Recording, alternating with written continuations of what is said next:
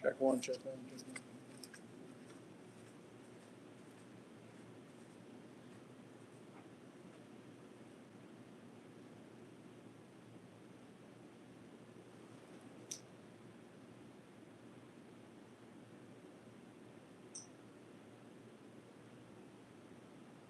Testing, testing, 1, 2, 3. Testing, testing, 1, 2, 3. Itty bitty. Itty bitty.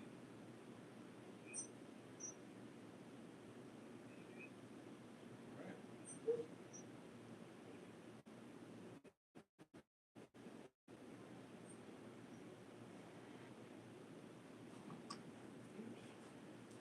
I'm back on mute until the meeting starts.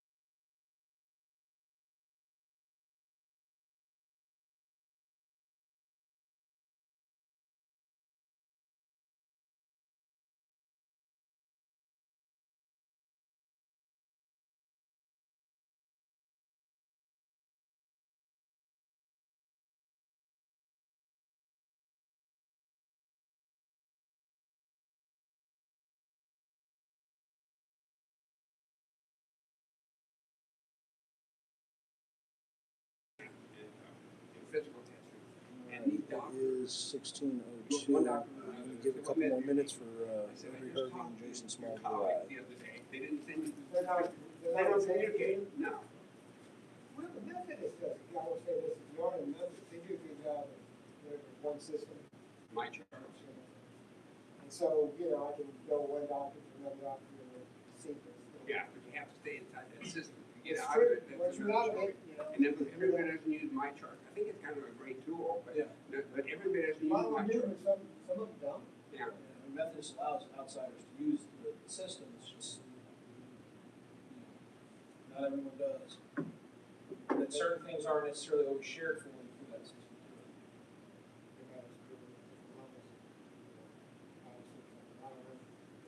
But if you ever use a physical therapy, you know, I have it. Hopefully you don't have to. Like that, the new 6-story building there, it's got, well, it started out physical therapy, they got 20 therapists there, working with 3 times a day. Very good. But then they've got other specialists too. They've got their neurologists and allergists and cardiologists that fill it up. I went for a testing the other night, and I called him up and said, give me the first test. He said, okay, 7 on a Saturday, 7, okay. So I showed up at 7 in the morning. It was 7:30 that evening. Good go. So it was an MRI. MRI. They MRA. keep those MRIs. MRA. It was MRI. It doesn't matter. One of those imaging things, you know. Very hard to make. I said, how many of these things you do a day? They do like 40 a day. They keep the machine going. I mean, what a money machine. But yeah, when you're getting They charge. right. They charge your insurance thousands. Of course. But I was so surprised. I showed up at 7 o'clock in the morning. He said, no, it's 7:30 in the morning tonight. I got there 12 and a half hours early. I thought you didn't know what that was all done there on the weekend, which I thought was weird. I think it was a Saturday. Just shows you how busy they are. Radiologists. Huh? Radiologists. They do. And I understand. My understanding is that, you know, for some of it, you don't have to go all the way through like everything. It's like you don't have to do. It's like PA level. You don't have to go so high. We're not recording. We're lower. We're live, but we're in Starbucks. We should not be live. We should not be live. You need to tell us. We should not be live. You got to tell us we're live. After 4 o'clock. It is. It's 4 minutes after 4. I wasn't thinking along those lines. Anyhow. I wonder if Jason's coming. He'd go with me. He's usually here he'd be here by now. So. He said, Herb said he was running a few minutes. I mean, we can kind of get things rolling at the very least. When he gets here, by the time he gets here, because that's his big agenda item there is that 6.2, the mission statement. Deal there. So, all right, so let's get started. It is 16:04. It is May 13th, 2026. The City of Nassau Bay, Texas. Maritime Safety Committee meeting is called to order. 1800 Space Park Drive, Suite 200 in City Council Chambers of Nassau Bay, Texas, 77058. Roll call. Stowe is here. Jeff Horton's here. Ryan Brown's here. Hervey said he would be late when he gets here, and then Jason, as of right now, is not present. And then none of our city staff that are appointed or assigned to us are present right now. I know both chiefs I believe, are out of town. Eliza is running around dealing with issues in the city. They've been. Oh man. I called in one of the sprinkler systems this morning on Upper Bay Drive. It's just guys running out. Where at? Upper Bay on that north end cap in between one of the lines that go between Arafat and Subway. So, all right, so we've done the roll call. Citizens' comments. There are no citizens. So we'll move on to committee member comments. Jeff, work around the horn that way. I think Paul probably is aware that the seaweed is growing again in that Nassau. And I think that there's a contractor that's managing that. It seems to have taken off, maybe some weather conditions. Yeah, they. That's all I know. I I can tell you from council on Monday night, they had a comment about that.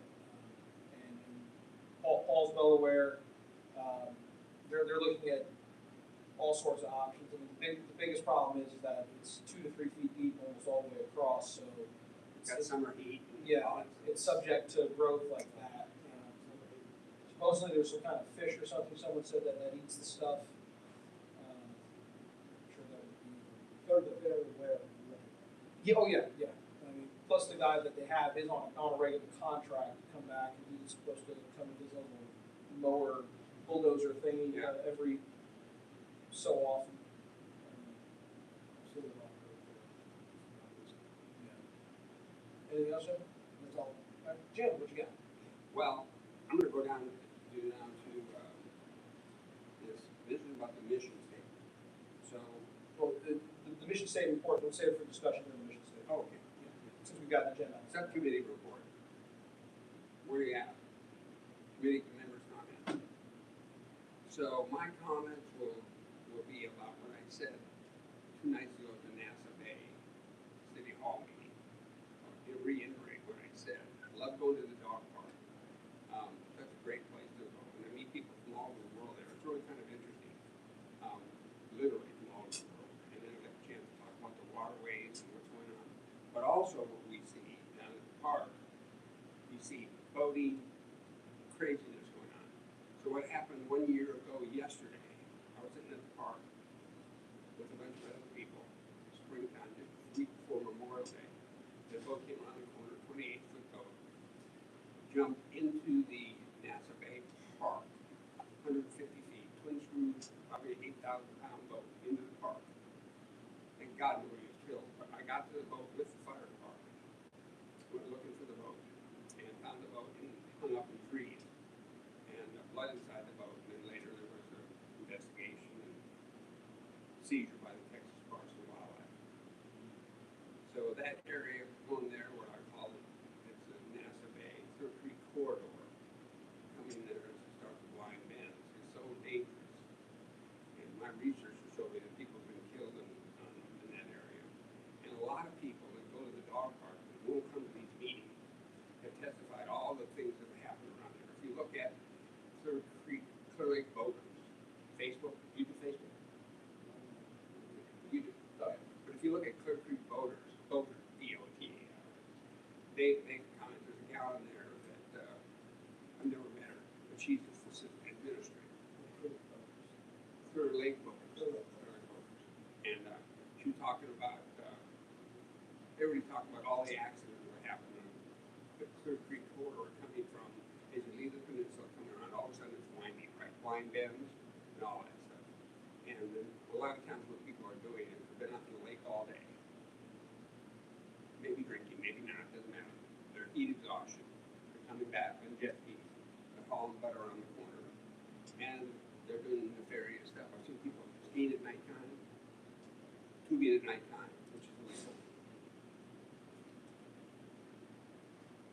So that was my comment to City Hall. And I told them before, I said, I'd love to have the city council come down there and see what I see. Because I see it. I mean, you don't have to be in the water. You can just sit there and watch it all happening on the creek. I guess it's a wide open show there. So if you come around there, there's all these blind bends. And it used to be that back before Paul got here as the city manager, as a public works guy, there used to be a sign, Roscoe Lee had a sign put up there, said no wake zone. And they're the ones that installed the kayak ramp. This is like 20 years ago. So that kayak ramp has been there a long time. But Roscoe had a sign put up, so I mentioned it on the meeting, Paul said, I do not remember, I said, of course, I mean, it's been 15 years. I mean, who can remember all that stuff, you know? But he did have a sign up there, no wake zone. So I said, we need to have those signs up because people need to be aware of where they're at. In terms of that, of course, obviously, it would just be a sign. It wouldn't hold any legal power because it's not a designated no wake zone. The city only controls that first 50 feet off the shoreline. It can be. If they have reckless driving, it can be. I don't disagree with you. It can be. If they're reckless drivers, they're causing Then wakes, the state has to address that. That's not, that can't come through was. Okay, whatever. That's the thing. We don't own the creek. But The state owns. But it's a joint venture. It's a joint venture. Are you telling me that Nassau Bay boat can't go down there? The police boat can go down there, they go down there, routinely, but they can only enforce what's 50 feet off. I know, you're not listening to me. What I'm saying is, I watch boaters are coming in and creating wakes. They go up close to the shoreline, closer to 50 feet to the shoreline, which is causing damage to the shoreline and causing damage to people that can be hanging out there with their And there's already an ordinance in place about having proceeded headway speed if you're I know, but it's not within 50 feet of the shoreline. It's not enforced. It's not enforced. I was Jim, down. do you think that, excuse me, do you think the sign, let's say you had a nice, big, beautiful sign, do you think that might be some reasonable? Well, a lot of, so that's a good question. So a lot of times I think that voters are either uneducated or don't know where they're at. I mean, they really don't know where they're at. They don't know that there's blind banks coming around the corner. They don't know that they can't see around the corner. A lot of them are just young voters. I mean, a person 13 years of age can drive a jet ski. Yes. Yeah. 13 years old. They have to get a certificate, but I mean 13. I think they've got to be within so many feet of the over age operator. I think they got to be within like 100 feet or something of someone who's So like a child, It's 50 feet. yeah, it's 50. Okay. Yeah. But they got to be within a certain range. so you see it, two going together. Two jet skis or a jet ski and a boat. There's an older drive up there. And I've seen it with my boat before. They'll come around the corner and I'll get splashed in my windshield. My boat's pretty high out of the water too. It's not a low profile boat, but it's not a ship by any means. Brian showed a great video the other day. You weren't here. Did you see the video? So he showed a great video about, hey, you, Hey, show the ready. come on over here. Come on. Oh, come on over here, Sheree. Grab This is an it. agenda and come on in. Glad you're here. You're official. So Brian showed a video the other day. Our last meeting, right? It was at the Workshop, yeah. And a great example where somebody told me he's on the East Coast somewhere. It was, I want to say it was in the Cumberland River or something like that. And there was a good sized vessel created a wake. And a jet ski came over the wake and then lost control of it. And the vessel hit the TV. Well, so PW, the jet ski, Hit the yeah, so he jumps the wake. It's a towboat, pushing, I'm not sure how many barges, because this is aft facing camera off the starboard side. Right. And Thank you. so the jet ski comes from the port side, across, jumps the wake. These towboats, they may not travel super fast, but they can throw a pretty sizable wake. So it's about the heaviness of the vessel too, right? In that instance, it's not going to be so much the weight of the vessel, but the barges, it's going to be the actual thrust being produced by the propellers. And you're talking, most towboats have propellers that are minimum 6 foot diameter. I mean, so it put off a good wake anyway. And so, this guy's throwing a decent amount of weight. The jet ski jumps it. When it lands, he obviously doesn't have stability. The operator gets thrown from the jet ski. And the jet ski then turns and careens into the boat, into the towboat. Pretty good blast too. And there's no telling if they knew that was happening. The captain of the boat, towboat knew that was happening or not. Like you said, you probably couldn't see it. I mean, you don't have eyes in the back of your head. No, I mean, you didn't see it, you would know. the only way he probably would have known someone was there is if he had looked behind him right at that moment, or if he saw the jet skiers as he was passing them by and then they decided to move around. And that happens a lot. Right. And what they do is on jet skis try to jump their own or other people's jet skis too, so they get real close to each other on Cliff Creek. Let's focus back on Cliff Creek. That's what happens. Most of the time, it's good, clean fun, but they've got to be aware that that's a significant risk, and make sure you've got your kill switch on your wrist. That way, immediately if you fall off, it immediately kills the engine. A whistle or light vest. Make sure you've got it. You should have all. Yep. You should be wearing a life jacket. That life jacket, especially at those speeds, you want to have a high impact vest. Those jet skis, life jacket will protect you somewhat. High impact vest is designed to take that. All in was two jet skis this week when I was down there in the park. You were? And they were going, I would estimate 60 miles. And they were hitting that corner. Line it. Right there by the car. So it was funny, I was sitting there the other day with an off-duty police officer, and these guys are running through it. So, cops kind of can know speed. And I said, where do you think this guy's going? He said, 35, maybe 40 miles an hour. He said, look at it. And all of a sudden, these two guys are coming around the corner. I mean, they can't see each other.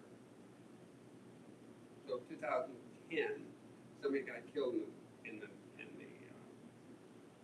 Clear Creek Nature Center.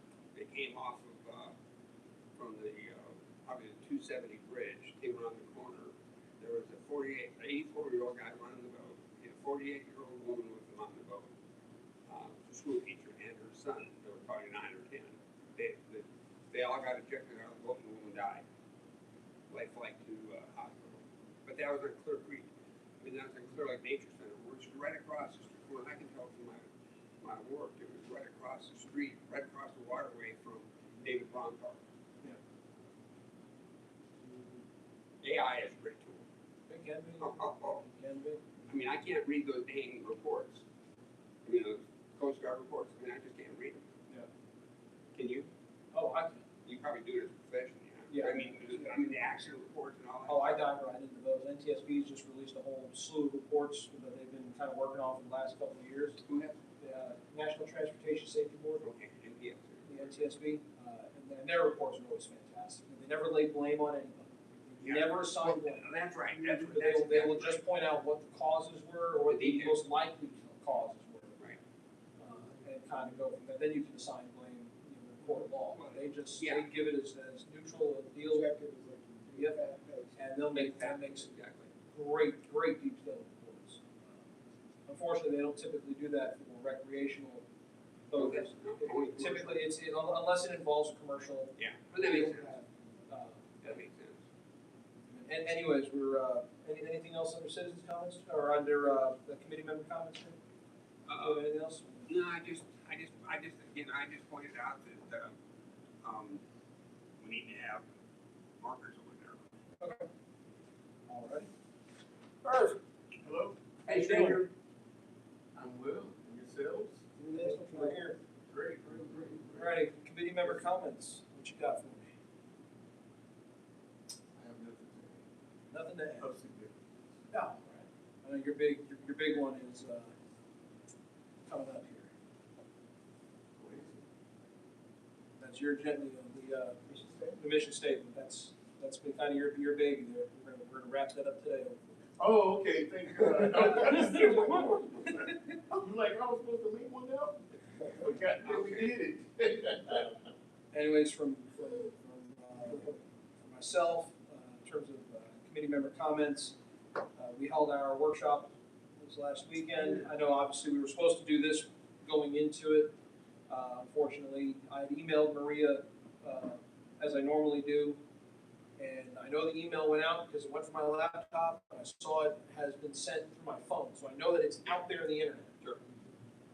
It just never made it into here. Lost in the ether. She is one busy woman. Oh, she's incredibly busy. And so by the time I had a chance to get off the boat, reach out to her, do everything, it was already too late for us to meet that. So you have to allow 3 days in between the posting day and the day of the meeting. So those 2 days don't count. You have to have 3 business days. So for a meeting on a Wednesday, you essentially have to have the agenda posted by Thursday. By that meeting time on Thursday. Or basically end of business on Thursday.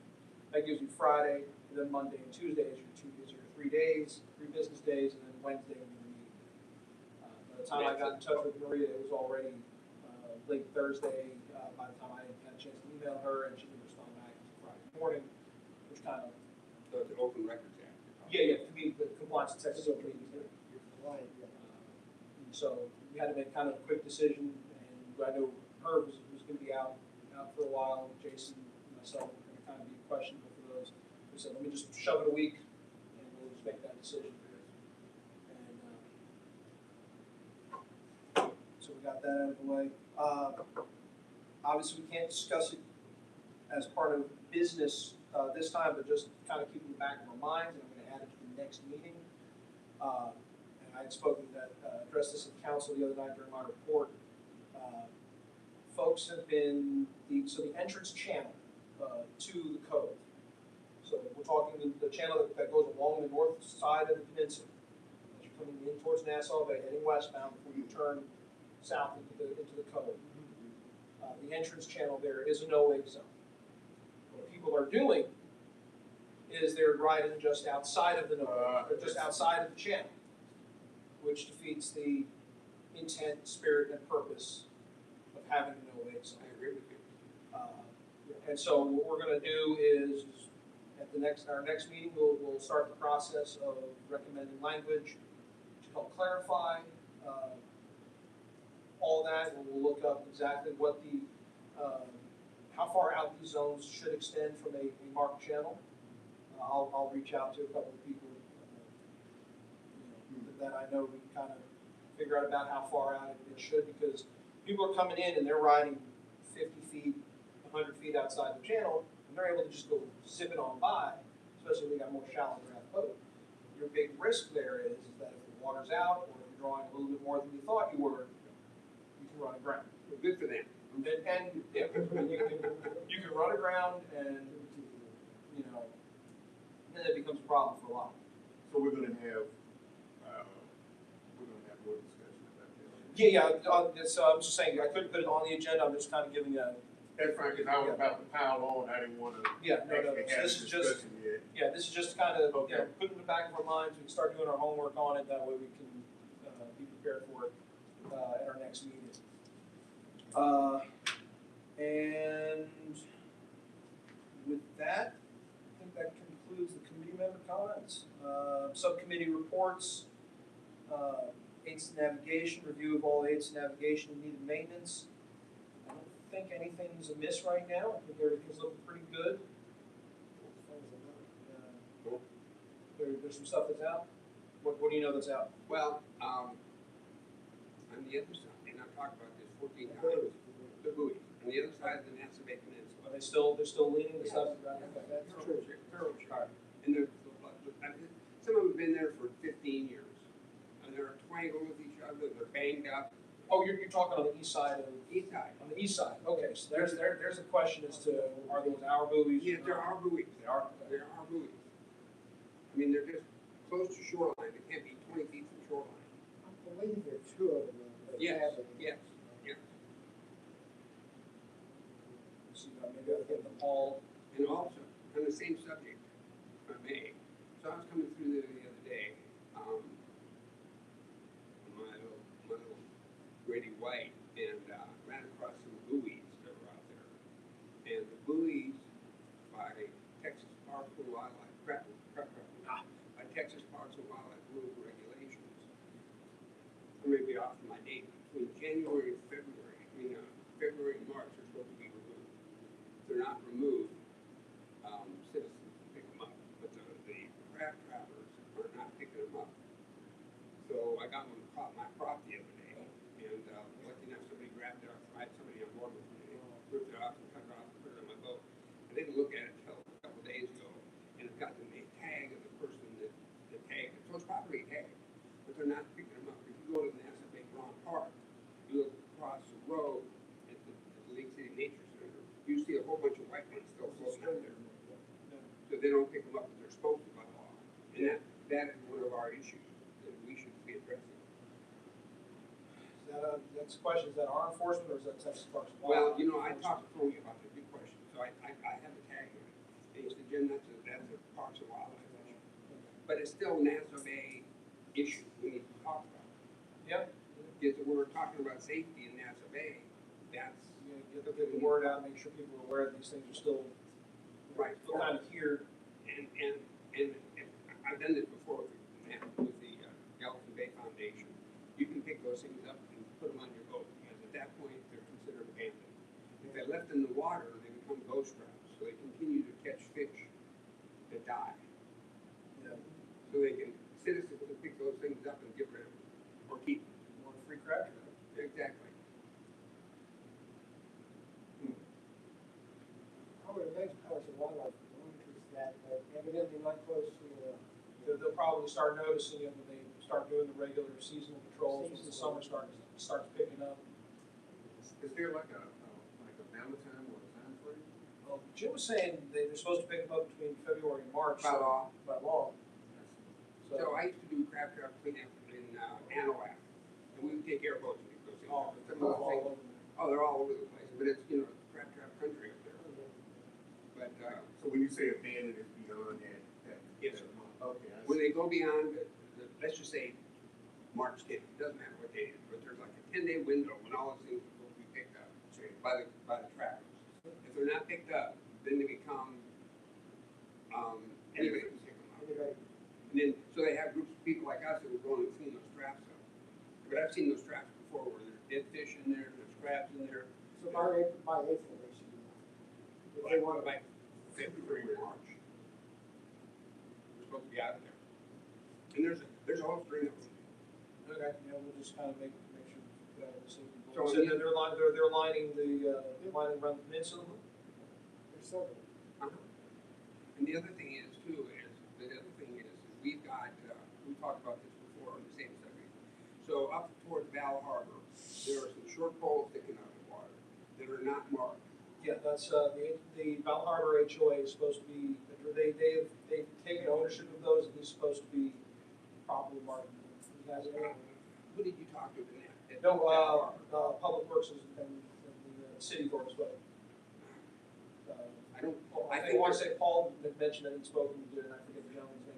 I think they're too far off, they're too close to the peninsula. I don't think they're an HOA problem. But, people keep throwing this up on somebody else's problem, but we need to make people aware of it, that's what I'm saying.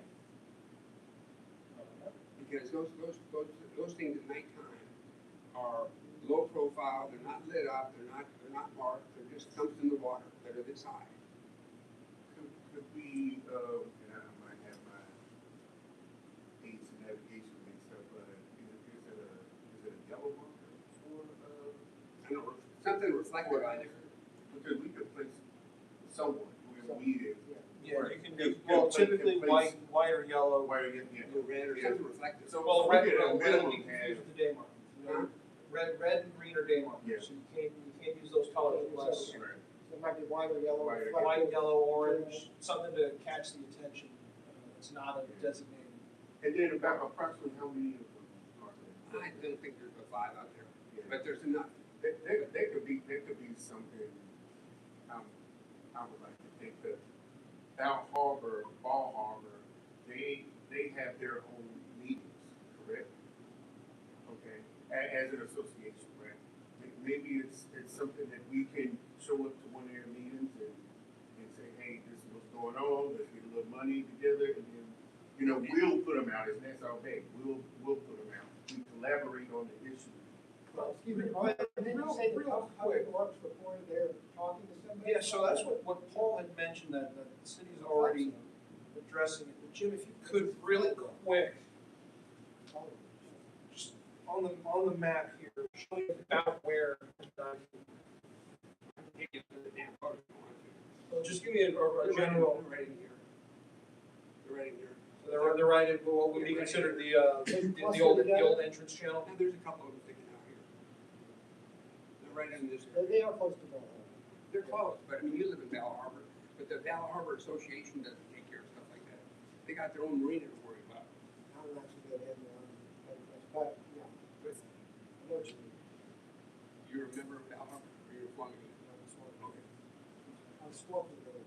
I'm not gonna say that. Anyway, so that's just a problem out there. And, as a background on that stuff, so I was looking at this stuff in 2019 or 10. There were some people boating in the middle of the night, a 24-foot cabin cruiser, a fishing boat. They collided just offshore of the Hilton, and they collided, one guy died. One guy was in Nassau Bay, and the other one swam to shore. So it's still dangerous out there, and I was talking with the coasties the other day, one of the Coast Guard auxiliary guys, they were patrolling out in the middle of the creek, and they saw people that were paddling at nighttime, and didn't have lights on, or very dim lights on. So, the water gets activity. I know because as a kid, I used to go out there and sail at night.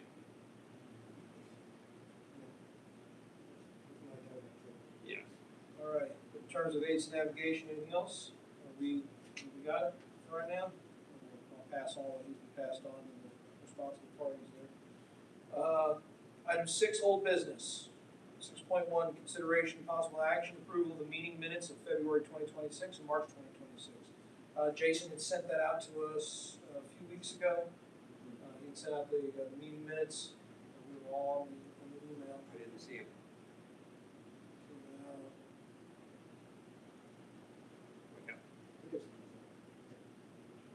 He sent them on April 23rd. Oh, look, I didn't remember seeing him. I can hold off approval, or we can approve. I just need a motion to do either one and then Table second. it. I motion to table it until we have further discussion. We'll look at it. Got a motion to table by Stoa. Brad, I have a second by Herb. All righty, those in favor of tabling? All right. Passes 4-0. Okay, so we will give a chance for everyone to review those again. Item 6.2, discussion, survey deliverables. Discussion and possible action regarding the deliverables identified from the survey. Portion A, the mission statement. Yeah. So, Herb, this has been your baby, so I will let you read off the verbiage that we kind of settled on after the last one. Let's see if it's marinated enough, if we're good with this, or if we need any last changes. Yeah. So of course you all know that are we recording? We're live, baby. Okay, good. Just want to make sure, just a recap for anyone who just heard about this. From the survey that we put out, we analyzed the survey to try to figure out what some of the most important issues are that we felt as a committee that we can address. And there was a lot of commentary about who we are or who we think we are or how we're perceived. So it was important for the committee to come up and provide some strategic communications, and that starts with the mission statement, just to be able to broadcast and cascade what we're actually supposed to be doing. So after a couple of iterations, I think a couple of meetings and some back and forth during the meeting, we came up with this final mission statement, which is the Nassau Bay Maritime Safety Committee promotes the safe and enjoyable use of local waterways by advising stakeholders on marine safety, regulations, and best practices while fostering collaboration and a strong culture of safety within the boating community. So I'm excited about that. So I got comments about that. Sure. So I looked at a lot of those things, and I looked at also Clear Lake Boaters. And I looked at those comments. And one of the things that people blame us for is making up new rules. We are not making up new rules. I mean, we got to make that very clear in our mission statement. We are not making up new rules. During the meeting, we talked about what we don't do, and we decided as a body that language wasn't going to be in. I disagree. I've said that before. I disagree. We should have in there, because people are blaming us for making up new rules. We're not making up new rules. We discussed that. You know, okay. I want to see it. I want to see it during the minutes. I would like to see it. Were you part of that discussion? I mean, I try to make every meeting. Right. So during that time frame, there should have been some objection about that language. Nobody else really liked it. So if we go back and look at the meetings, I asked this question clearly. I said, do we have a mission statement? And we said no. And I said, I'll help write the mission statement. That's correct. And then, and one of the things I put in there is that no way, we're not making new rules. People are blaming us for making new rules. We are not. Because that's a very important point you made. It's true about people perceiving and the risk they might perceive us as thinking we're making rules when we're not. And we did have a very good outside discussion that brought us to the point that, okay, we just provide advice on existing regulations, but in really was embedded in this, all these other things that we do. And the other thing is that we can be the genesis for new rules and regulations. But we are not doing that at this point. But we can be. But if we say that we don't, then we immediately eliminate. Well, I could be the chairman of the board for the city of Nassau Bay, whatever you want to call it. And we can do that later at some point. But I'm just saying, we should tell the people, we're not making up new rules. We need to be clear about that. We're not making up new rules. I don't disagree, but where I do disagree is because we had commentary and we had 3 or 4 versions, and one of the versions included what we don't do because of the feedback from the survey. So what we did as a body was we butchered this one and added that one, and there was no language in there. Now let me tell you what I agree about. What I agree about is that information should be clearly stated somewhere. Everything doesn't have to go in the mission.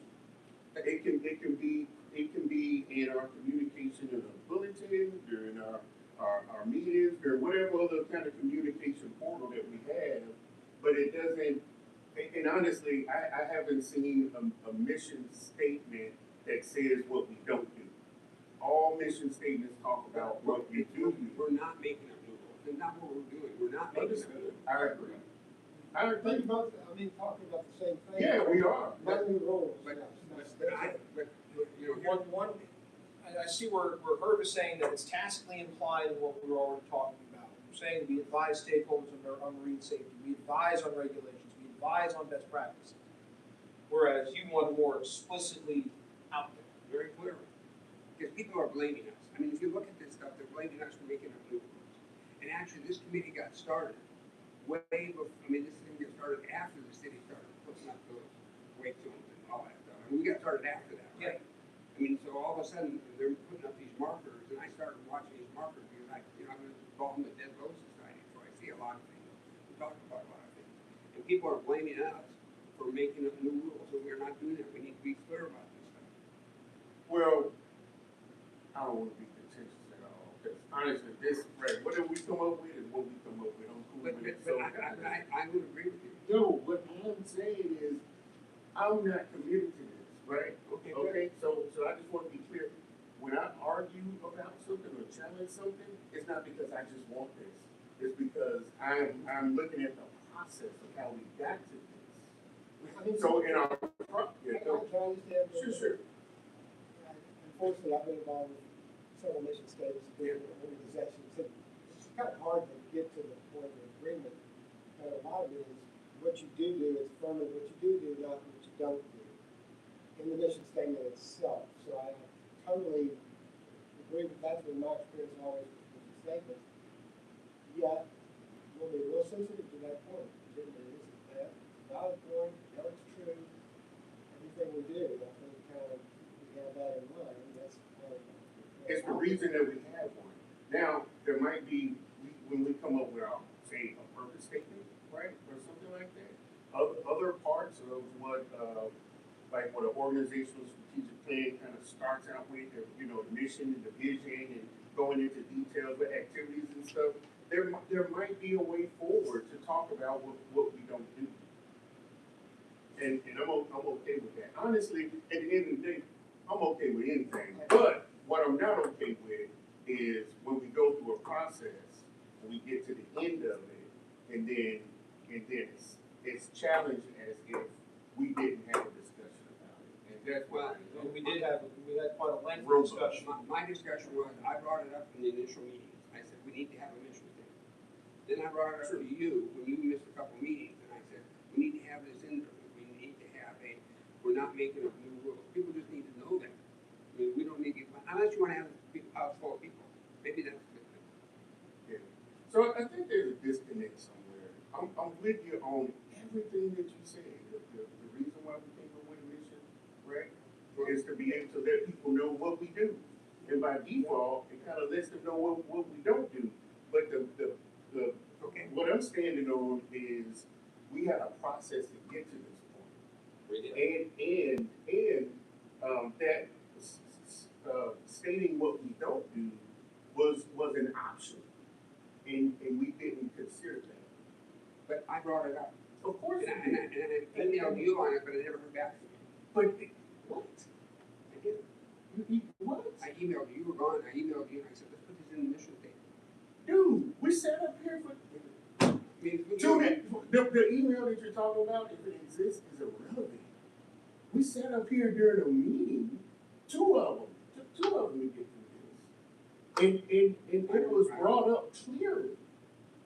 So, I mean, man, please don't put me in a negative light on this, bro. well, you know, I mean, that's just my opinion.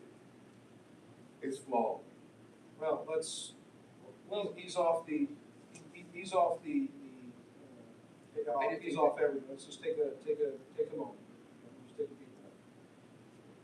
At the end of the day, after multiple meetings, especially after the last one where we kind of Frankenstein together from the 4 or 5 options that we had, that were generated, and we kind of, even from then, we still kind of changed a bunch of stuff within that to create this. This was to kind of give us a chance to marinate on it, to see if there was any last little small changes that we needed to make. At the end of the day, a mission statement needs to be positive and forward-thinking. Saying what you don't do is, I wouldn't say it's necessarily negative, but it's not a forward-thinking action, in my opinion. Not to say there isn't a place for it, but we're already, and this was part of the discussion that we had, is that we're covering by specifically stating that we advise stakeholders, and on marine safety regulations, best practices, yada yada. By advising, we're already saying that we're not a regulatory. Not a rulemaking. We're not a rulemaking body. But at the same point, and at the same time, we can be the genesis of that. And that's talking with the city attorneys and everyone. We can propose rules to the point where we can actually propose a rule, propose the full formal language that goes to council. So to say that we're not a rulemaking, it's not our primary function For us, but it's but it's something that could come out of us. And if our mission statement says that we don't do it, then if there's an issue that comes up, our hands get tied before we can even, address a problem. Yeah. And that's one thing, is we don't want to tie our hands completely. We still want to be able to say, okay, hey, we recognize problem A, we see solution, we hold multiple meetings, discussions, and then we bring that to council, and then it's their baby. Then council will say, okay, well, we like this, we like that, and they'll do whatever they do. At the end of the day, you're advising council. But exactly, we're advising council, We're not. but council is, but if this committee comes up with something, It's more. they're gonna, council listens to what the committees say. They take what they say to heart. They don't always go with whatever specific committee says. We've seen that through various processes over the years with different things. One board will say, yes, we approve this, we like project X, and council will say, no, because public feedback, their own personal opinions and experience say, okay, no, we shouldn't do this. We've seen it. We've also seen where a committee says, yes, let's do project X, and the council says, this is fantastic. Also, the planning commission, same thing. That's- It's advice, and they consider the advice and make their decision however they make the decision. Yeah. So, I'm cool with it. I mean, like I said, it was an option. It made sense based on the feedback, but it wasn't supported. So that's just kind of way that. So, on the same subject, do we have somebody that's writing down the minutes of the meeting? as we're going, I'm taking the basics. And then we also, again, we have the recording here, so then I'll be able Are to. they getting published? That's my question. Yes, the minutes, the last 2 meetings were emailed out. Jason got those put together, the February and the March meetings. He emailed those out on April 23rd to the committee, to Maria, to everybody. Jason sent them. Yeah, Jason sent them out April 23rd. I will, if you like, just so that way it's on the tip of your inbox. Yeah, please. Well, this way it's on the tip of your inbox. I will forward directly to you. Thank you. It's very succinct, but very good. And you know, I may have missed these things. I mean, I may have missed some of this stuff. I'm not perfect. But following this stuff sometimes is difficult. You should be getting here shortly. Okay, thank you. So that way you'll see those two. But anyways, we can continue discussing, or I can take a motion. If we do have a motion, I do need the verbiage of what we wanted to say to be there. Just like how council, if they come up with an ordinance, they read out the whole ordinance as part of the motion. So whoever makes the motion, I need them to say, you know, the Nassau Bay Maritime Safety Committee promotes ... or however they word it. So, you can make a motion too. I'm only gonna say, Only in a second? I'm only gonna say. I can't make a motion. I only advise on the creation of a motion. I can't, as the chair, I can't move, I can't second. So that's why our minimum number is 3. At least that way we have, you know, someone to make a motion. I move we accept the mission statement as stated. Okay, and that mission statement would be?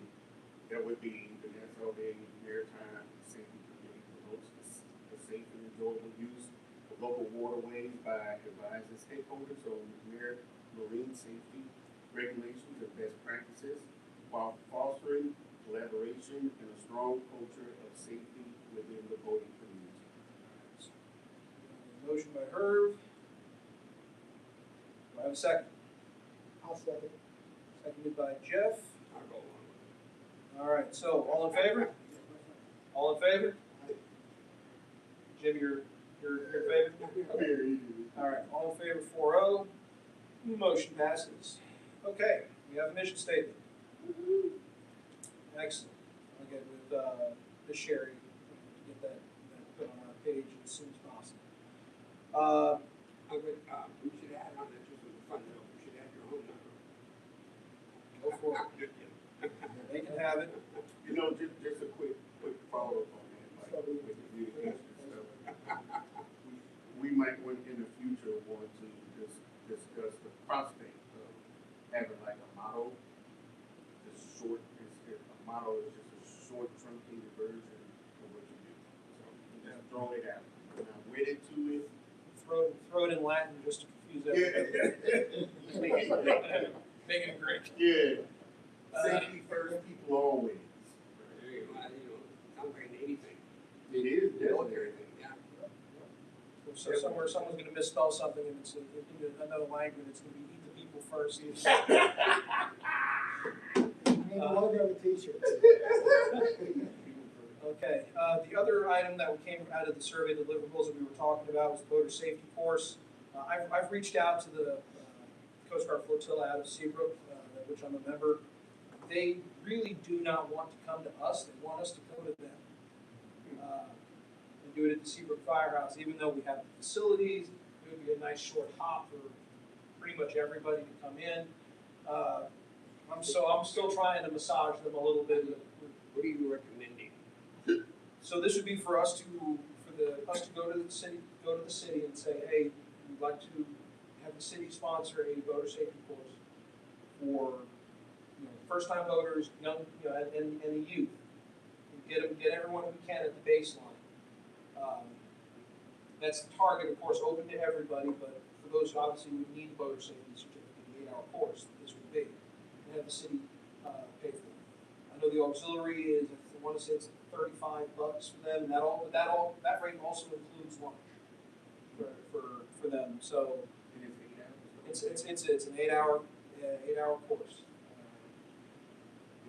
I've taught this course years and years ago, back when I was in the auxiliary up north, and I mean it's a fantastic course, but it's a long day. I make a comment? Sure. So I don't think there's any doubt that it's useful. But I tell you what, if we can't get people to come to City Hall, we're not going to get them to go 8 miles to see them. I'm just saying, we can promote that all we want, but we can't get people to come here and talk, much less get them to go to Seaway. Yeah. For 8 hours. And the thing is that the boater safety course, like you said, is required for, you know, anyone born after, was it 1980 or something like that? 93, I think. 93. Something like that. But basically, anybody who's at the very least, anyone who's under the age of 35, for the most part, pretty much has to, 33 to 35, somewhere in that range, has to take this course. I just think it's, I think we're pushing something up this hill, it's way too hard to go. And it may be. If we didn't get anybody, I mean, when we had our safety meeting workshop here a couple days ago, we got 3 new people that showed up, 2 kids and an adult and a child, that's it. Remember the comment was, is that all the people that show up? And we said, yes. They turned around, I was gonna grab them and say, let's go for a boat ride, but they were gone. They were gone, you didn't see them. Young couple. I take my truck past a little bit after 9, and I didn't see any cars here, so I thought something had happened, so I didn't actually go there. It was 9, we met it in the afternoon. This is when we met, but we didn't warn you, excuse me. I mean, I think just quickly, I think that, you know, we're new, and everything is going to start out with a bang. Yeah. And then if we're actually in this mission statement, if we promote the safe and enjoyable use of local waterways, all we're doing is promoting, you know, opportunities for people to be safe. It may not be all in Nassau Bay, it may not be 100 people, but we're promoting it. We can't say we're successful because only 3 people came. We're not successful because 100 people came. We're carrying out our mission. Well, yes. So, I agree, we're young too, we're learning how to do this stuff. Exactly. So, I mean, for the boater safety course, we don't necessarily have to host it. We can just kind of point people in the right direction. And that's fine by me. I mean, obviously, my great goal was to, hey, we know we have people who need the course.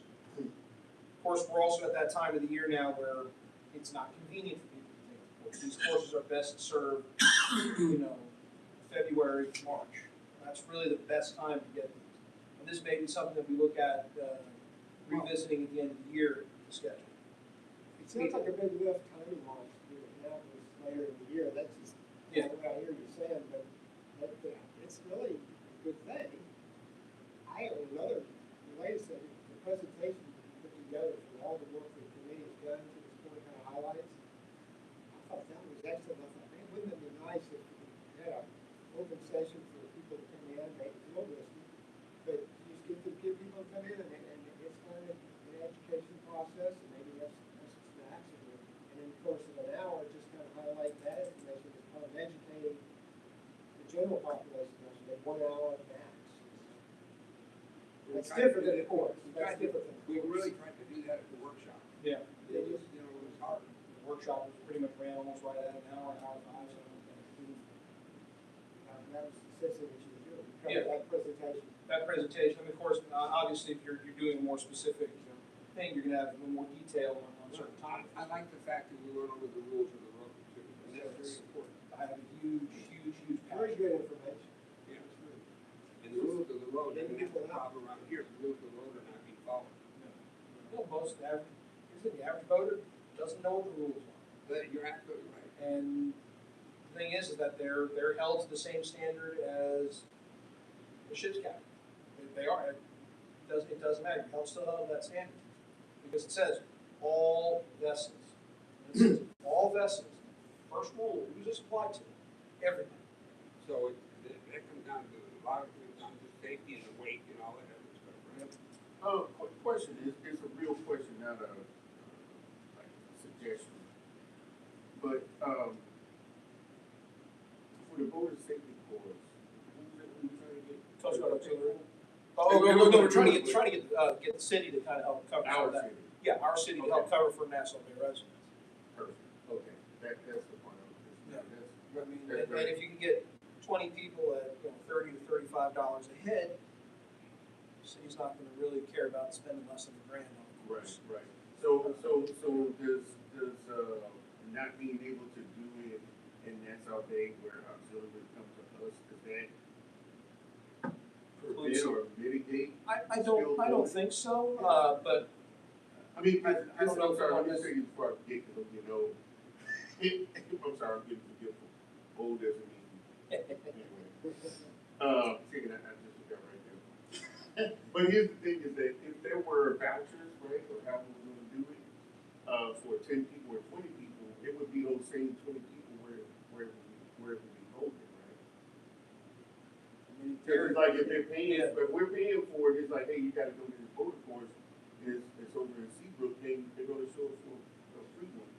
Yeah, I mean, that's something I need to run I through, don't know. I need to run that through Paul. Yeah. I need to run through the city manager, that would be just to see, is it possible? Obviously, it would have to be approved by, You're talking about the funding. funding of it. It really matters where it's held, and then that also would provide flexibility for students as well. I mean, it's not a hard, okay, we're only holding it on one day in the middle of June, so to speak. Yeah. But, the vouchers are available for 6 months or something, that says, okay, they can kind of mix and match with the schedule a little bit better. That's interesting. So, I mean, it could work out a little bit better, and then, the Coast Guard Auxiliary just sends the city the bill. I'll go back to hitchhiking, we talked about it before, this was during the fall of the year. We kind of talked about, waiting until voting season happened before we started doing things, right? You okay? So I remember the chief was here too, we started, Tony was here, George was here, but we started talking about delaying the conversation about having a voting event until summer happened, right? That's kind of how we got here, right? We did that. Yeah, well, we wanted to catch really before the season got into full swing. Right. You don't want to do it too early because then people are just going to forget. They're not in the voting mind. But if you wait too late, and this is the problem that we ran into, was timing, availability of self. For me, the only 2 weekends I had available were this last one and the one before. And the one before, we had the election going on, which closed down this space. We're a team here. It's not just about you being. No, well, I understand. Trust me, I understand. But we want to get things rolling here. It's good to have. So here's my input on this stuff. So all of a sudden now we're almost at the first weekend of Memorial Day, right? It's coming up, and it's like, so I don't think people are going to pay attention to us because they're out there voting. They're still paying attention because they're posting online. The things I know, but I mean, it's more at this point now. The information is getting around. It's more word of mouth than it is people wanting to come in. They're getting their information. The videos being viewed. People talking about it. They're passing information along. So word's out. It's just when is it going to hit critical that's mass? the problem. So I was at the I was coming back from the park the other day, and the Coast Guard was out there. They were doing a good job pulling people over, but unfortunately, they were there at 11 o'clock in the afternoon in the morning for one. And they were pulling people over to putting the bogey on board the boats and doing an inspection. And then they're going to the next door. But I saw people coming into the cove. As soon as they saw the boat, they were gone. In a heartbeat. But the Coast Guard was doing it, so I just, how do we get them to come here at later on in the afternoon? I mean, we can just put in a request. They may just have that particular patrol may just have their particular times they'd like to come in here, especially because they have access to the to our little boathouse there on Leeward, which right now is down for maintenance, but once the season fully starts up, the chief was saying that it should be back out and ready to go. So in that case, we're going to see more of them coming through. But a lot of them like to come in around a certain time that they can take a break, eat their lunch. No, yeah, I know that's all true. Would it make sense if the Coast Guard was contacted and at least advised? I mean, it's a very different situation you have to do, and I agree with you when you're doing it. The activity. Well, they know it. I mean, they know. I'm sure They know it. They should know. Yeah. So and they do occasionally come in the afternoon. I've driven by and seen them, puttering in and all that. I see it with the parkway if it's coming through too. All right. So, and anyways, voter safety. Let's get the meeting. We're almost done. We're getting into the home stretch here. Okay. So voter safety course, we'll just kind of end with that discussion there. Excuse me, just to follow the Yes. road safety course and all this, getting the word out. Should we, if the group post anything on the Clear Lake Voters Facebook site? Have we ever done that or? As a group, no, As a I've group. passed along the information from my own account, we don't have an official, like, Facebook page or anything like that. So, Something to look into, and we can discuss that for the next meeting. We'd also have to clear it with, but as an individual, I reach out. yeah, I mean, as an yeah, individual, Jim's been on there. you can reach out to him as an individual. I mean, and you, Facebook is so full of information. I'm on Facebook, but I'm not on that particular group. Well, it's very simple, sign up, it's free. I mean, And it's it's- yeah, they don't The charge. group's got good solid information. Yeah.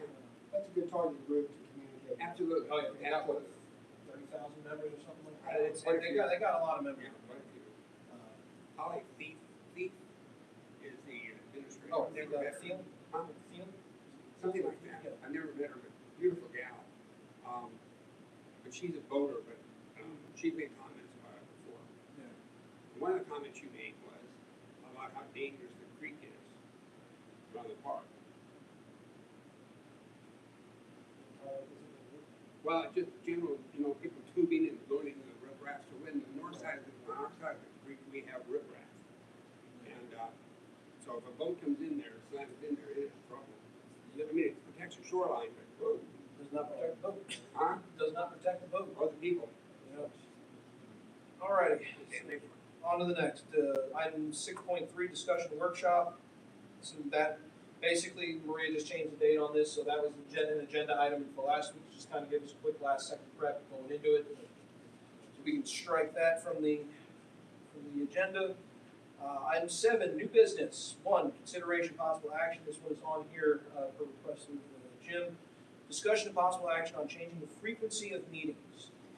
so can I elaborate on that? Yes, that's, Okay, thank you. So, when we originally had it set up, we were meeting once a month. it was kind of timing out once a month, every 5 weeks, just kind of working. We kind of Working came in in the- the, yeah. we did, which is fine. I don't mind that.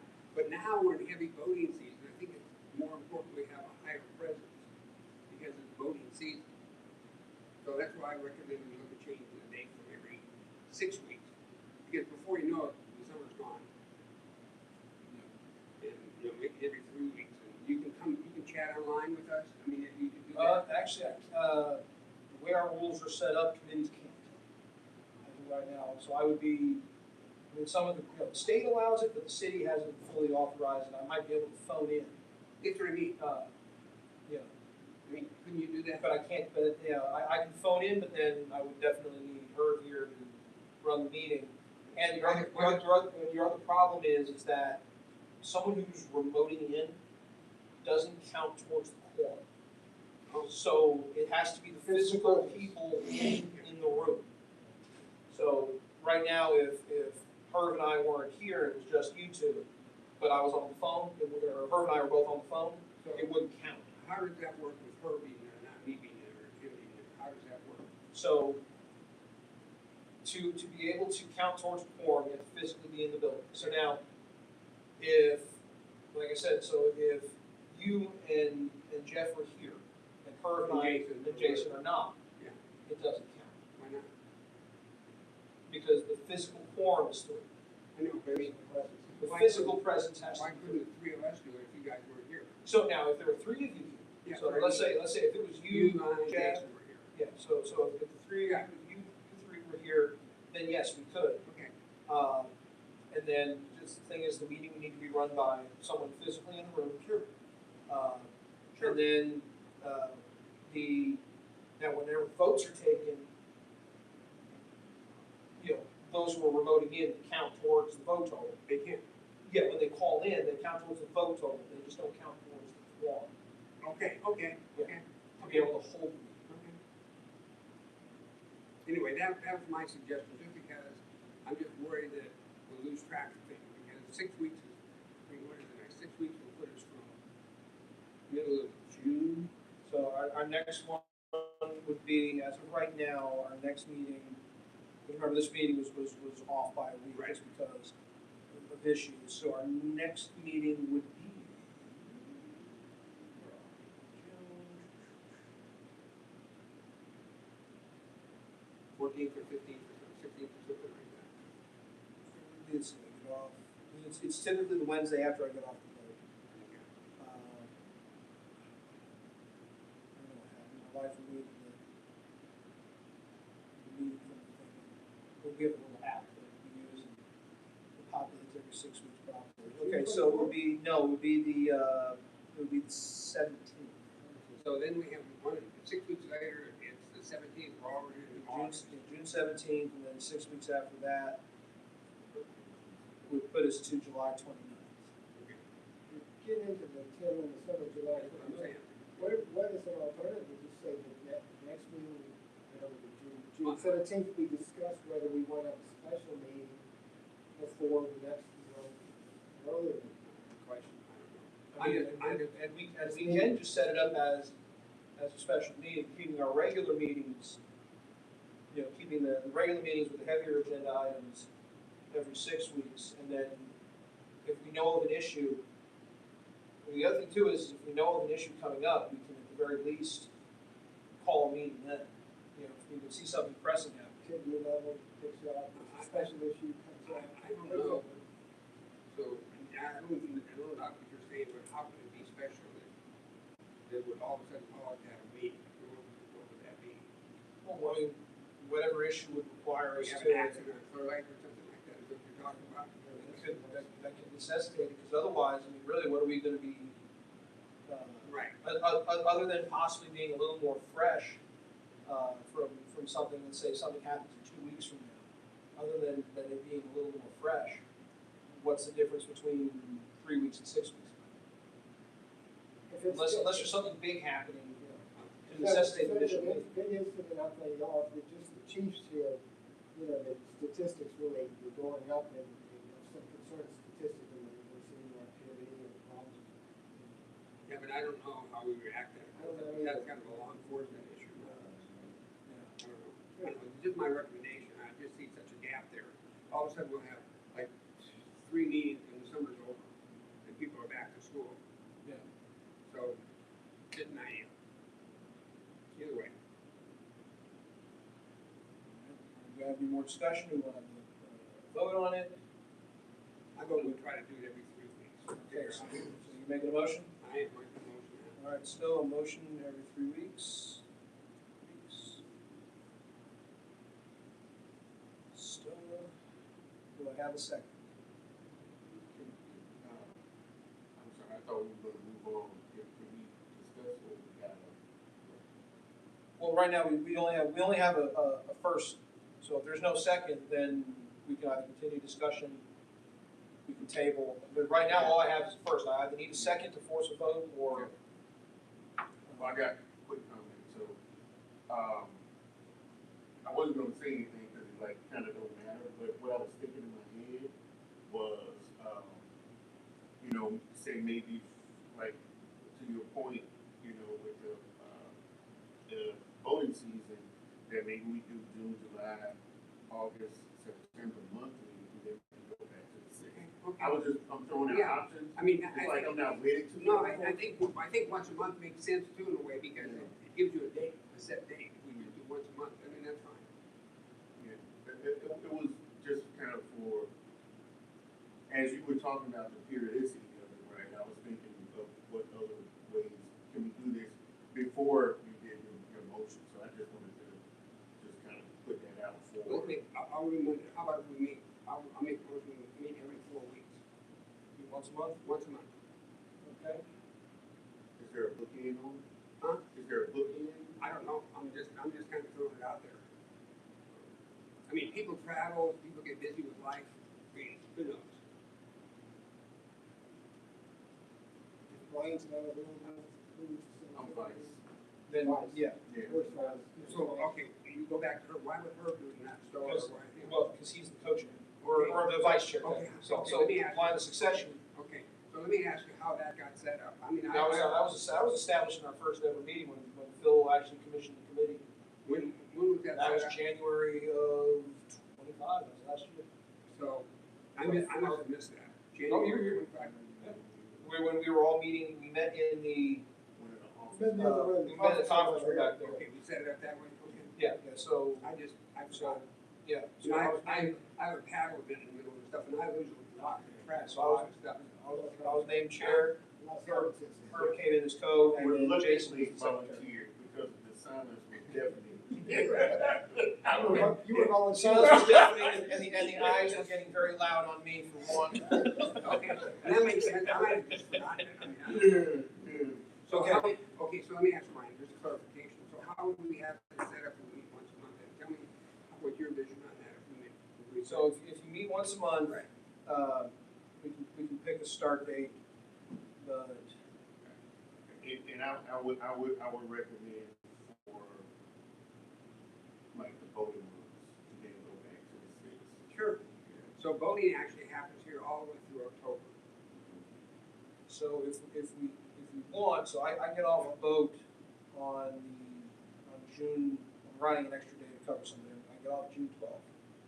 So again, we can either do the first one and just push it to the 17th, that would just be 5 weeks from now, and then we just go every 4 weeks after that. Okay, that's fine. Or you guys, we can just do it 4 weeks from now, and that would be the 10th. Well, I don't know what the dates are and everything, and it's just biased now, right? Yeah. That for, I would like for these meetings to still fall on when you're present. Because even if it's like every four weeks, right? And then if I gotta take one, fine, or if we gotta meet without one, that's fine. But if we, I'm sorry. Okay, who's the other person? When, Jason's on it too, right? Yeah, he's the secretary. Okay, so we have Jason too to fall back. Yeah, and then after that, if the three of us aren't here at all, then, we don't have a physical quorum anyways. Right. If it falls past Jason. So if I'm not here, you're not here, Jason's not here, then we don't have a quorum at all to begin with. okay, I guess what I was getting at is that I still would like for you to be here, right? Yeah. And then if those off meetings, right, that I'm doing or whoever is doing, right, we're doing those fine.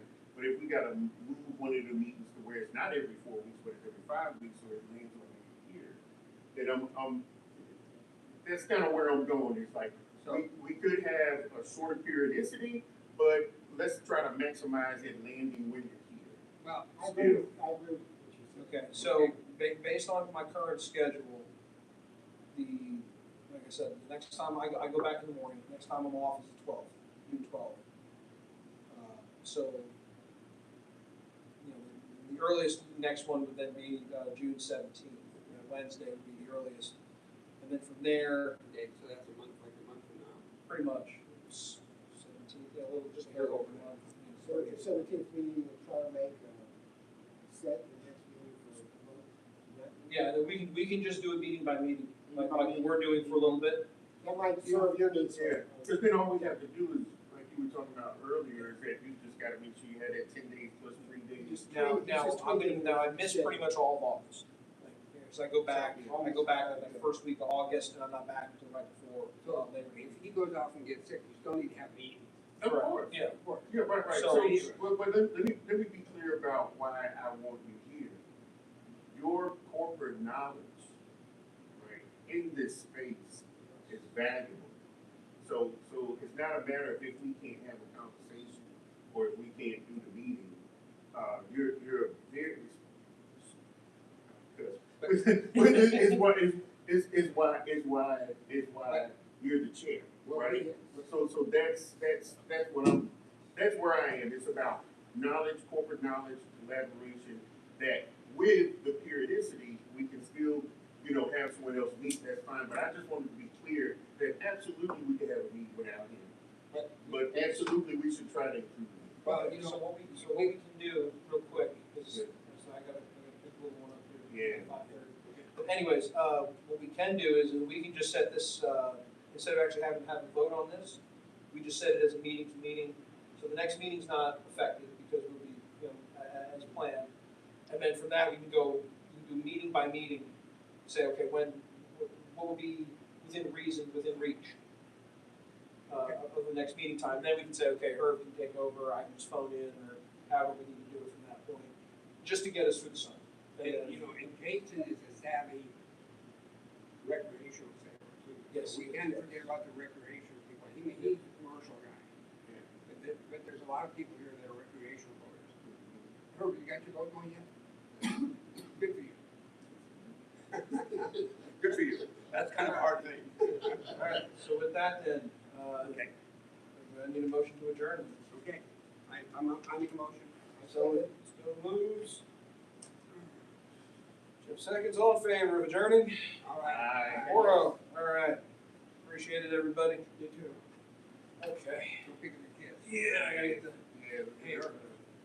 Don't always take better off. Yeah.